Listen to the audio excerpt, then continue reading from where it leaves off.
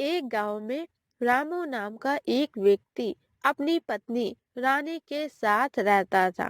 रामू अपना घर चलाने के लिए गांव में टमाटर बेचने का काम करता था। एक दिन बाजार में रामू टमाटर बेच रहा था। तभी एक ग्राहक आता है और रामू से कहता है, रामू, मुझे 1 किलो टमाटर देना। ये लीजिए भैया, आपके 1 किलो टमाटर।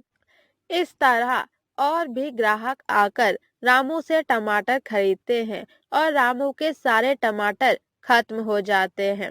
रामू के पास अब बहुत सारे पैसे होते हैं। उन पैसों को देखकर रामू बहुत खुश होता है और कहता है, आज मुझे टमाटर बेचकर बहुत सारे पैसे मिले हैं। मैं इन पैसों से अपनी पत्नी रानी की इच्छा पूरी करूंगा। एक दिन रानी ने मुझसे कहा था कि उसे सोने का हार चाहिए। आज मैं अपनी पत्नी रानी का ये इच्छा जरूर पूरा करूंगा। मैं अपनी पत्नी रानी के लिए एक सोने का हार खरीदकर उसे दूंगा। इतना बोलकर रामू अपने घर चला जाता है और जोर जोर से रानी को आवाज देने लगता है, रानी, ओ रानी, जल्दी बाहर आओ। देखो मैं तुम्हारे लिए क्या लेकर आया हूँ। क्या हुआ? आप मुझे इतनी जोर जोर से आवाज देकर क्यों बुला रहे हैं? आखिर आप मेरे लिए ऐसा भी क्या खास चीज लेकर आए हैं जो आपसे कुछ देर इंतजार नहीं हो रहा है? अब मुझे जल्दी से दिखाइए कि आप मेरे लिए क्या लेकर आए हैं। ये देखो रानी, मैं तुम्हारे लिए सोने का हार लेकर आया हूँ। तुम मुझसे एक दिन बोल रही थी ना कि तुम्हें एक सोने का हार चाहिए, तो मैंने सोचा क्यों ना तुम्हारी यही इच्छा पूरी की जाए, इसलिए मैं तुम्हारे लिए एक सोने का हार खरीद कर ले आया। क्या आप सच कह रहे हैं? मुझे तो विश्वास ही नहीं हो रहा है कि आप मेरे लिए एक सोने का हार खरीद कर लाए हैं। अब जब आप मेरे लिए सोने का हार खरीद कर ले आए हैं, तो मैं इस हार को पहन भी लेती हूँ। और फिर इस तरह रानी उस हार को पहन लेती है और अगली सुबह रानी जब अपने घर से पानी लाने के लिए बाहर जाती है, तभी रास्ते में रानी की पड़ोसी मिलती है। रानी की पड़ोसी बहुत ही लालची होती है और उसका पति भी बाजार में टमाटर बेचने का ही काम करता है, लेकिन उसकी फसल अच्छी नहीं होने की वजह से उसके टमाटर हमेशा खट्टा लगते हैं, इसलिए लोग उसके टमाटर नहीं खरीदते हैं। रानी के पड़ोसी का नाम मीना रहता है। मीना स्वभाव की बहुत ही लालची होती है। जब वो रानी को सोने का हार पहने हुए देखती है तो उसे बिल्कुल भी बर्दाश्त नहीं होता है और फिर वो रानी से कहती है, रानी, तुमने ये नया सोने का हार खरीदा है क्या? बहुत ही सुंदर लग रहा है तुम्हारे गले में। तुमने ये हार कब खरीदा और कितने में खरीदा? क्या बताऊं मीना, कल मेरे पति को टमाटर बेचने में बहुत फायदा हुआ। उन्हें बहुत सारे पैसे मिले और उनके सारे टमाटर बिक गए। एक दिन मैंने अपने पति से कहा था कि वो मुझे एक सोने का हार दे, बस उन्हें मेरी इच्छा याद आ गई और वो कल ही मेरे लिए एक सोने का हार खरीद कर ले आए। क्या बोल रही हो रानी? टमाटर बेच के एक सोने का हार खरीद लिया? मुझे तो विश्वास नहीं हो रहा है। रानी के सोने के हार को देखकर मीना को बहुत लालच आ जाता है। वो तुरंत अपने पति के पास जाती है और अपने पति मोहन को सारी बात बता देती है।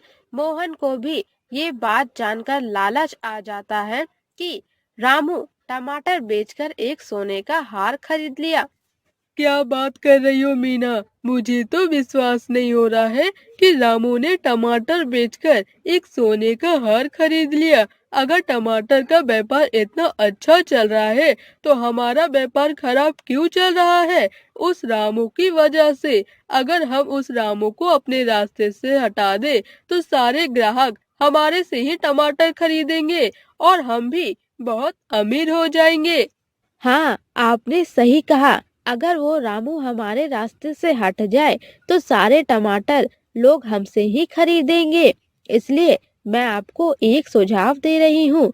आप जाइए और उस रामू के खेत से सारे टमाटर तोड़कर ले आइए, कच्चे हो या पक्के, सारे के सारे टमाटर तोड़कर ले आइए और हम उसके ही टमाटर को बाजार में बेचेंगे। मीना की बातें सुनने के बाद मोहन रात के समय में रामू के खेत जाता है और उसके खेत में जितने भी टमाटर होते हैं वो सब के सब कच्चा टमाटर होते हैं। वो सब कच्चे टमाटर होते हैं। मोहन वो सारे कच्चे टमाटर तोड़ लेता है और वहां से चोरी कर कर चला जाता है। मीना जब वो कच्चे टमाटर को देखती है तो रामू से कहती है, आप एक काम कीजिए, बाजार से जाकर लाल रंग खरीद कर लाइए और इन टमाटर में डाल दीजिए ताकि ये टमाटर एकदम पके हुए टमाटर लगे।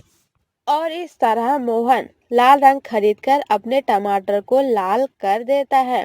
वहीं दूसरी तरफ सुबह जब रामू अपने खेत को देखता है तो वो देखकर हैरान रह जाता है कि उसके खेत से सारे टमाटर चोरी हो गए हैं। इस वजह से तो उस दिन रामू बाजार में टमाटर बेचने के लिए नहीं जा पाता है। वहीं दूसरी तरफ मोहन बाजार में टमाटर बेचने के लिए तैयार रहता है। तभी कुछ ग्राहक वहां पर मोहन से टमाटर खरीदने आते हैं, क्योंकि रामू वहां पर टमाटर नहीं बेच रहा होता है, इसलिए वो मोहन के पास टमाटर लेने के लिए आते हैं। लेकिन तभी अचानक से जोरों की बारिश होने लगती है और बारिश के पानी से मोहन के रंगे हुए टमाटर धुल जाते हैं और वो कच्चा दिखने लगते हैं। ये देखकर सभी ग्राहक वहां से भाग जाते हैं और मोहन अपनी गलती पर पछताने लगता है। एक बार की बात है, एक गांव में जोरों की बाढ़ आई और एक दिन बाद बाढ़ का पानी कुछ कम हुआ। बाढ़ इतनी तेज थी कि पानी में ढेरों चीजें बह रही थी। उन्हीं में से एक तांबे का घड़ा और मिट्टी का भी घड़ा बह रहा था और वो दोनों ही घड़े अगल बगल तैर रहे थे और दोनों ही घड़े एक दूसरे को देख रहे थे। तभी तांबे के घड़े ने मिट्टी के घड़े से कहा, अरे भाई, तुम तो बहुत ही नरम मिट्टी के बने हुए हो और बहुत नाजुक हो। तुम्हारे लिए ये पानी ठीक नहीं है। तुम एक काम करो, तुम मेरे पास आ जाओ।